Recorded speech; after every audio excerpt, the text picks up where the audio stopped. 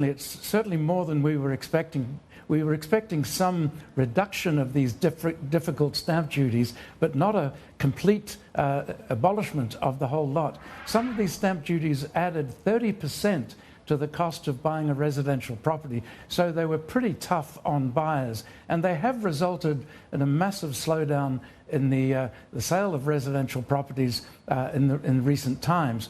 For example, the sales of properties have dropped by 40 to 60% in terms of volume in the past 6 or 9 months or so.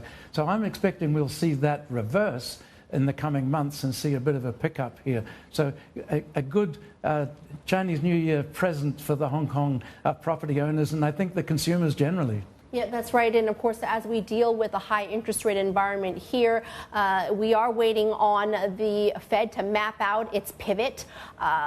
Just bring out your crystal ball, if you will. There had been calls for as much as a 10% decline in property prices. They've already come down about 20% since the peaks in 2021.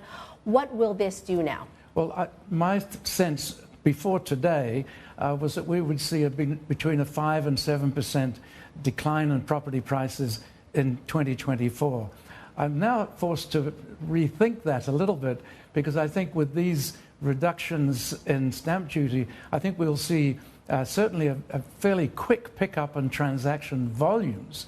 And then towards the back end of the year, we might start to see a little bit of a pickup in property prices. We've already seen a pickup in residential property rents over the last 6 months or so, as the talent scheme that the government has put in place has brought a lot of people back into Hong Kong, and these people are renting, not buying. So while we've seen prices go down, we've seen rents pick up, which is probably quite a good sign as well. Now, the property market, with these latest measures announced today, could create a little bit of a wealth effect. What could that potentially do for the Hong Kong stock market? Because we have been underperforming quite significantly here. Absolutely. The Hong Kong stock market and the residential property market are highly correlated and have been for about 30 or 40 years. Now, I'm not saying there's a causal relationship that the property market causes the stock market to rise or fall, or the other way around, but I suspect this could be a bit of a positive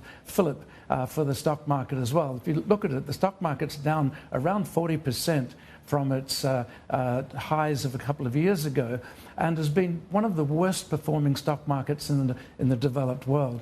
We saw a complete collapse of IPOs and capital raisings last year. So I suspect we might see a little bit of light at the end of the stock market tunnel as well.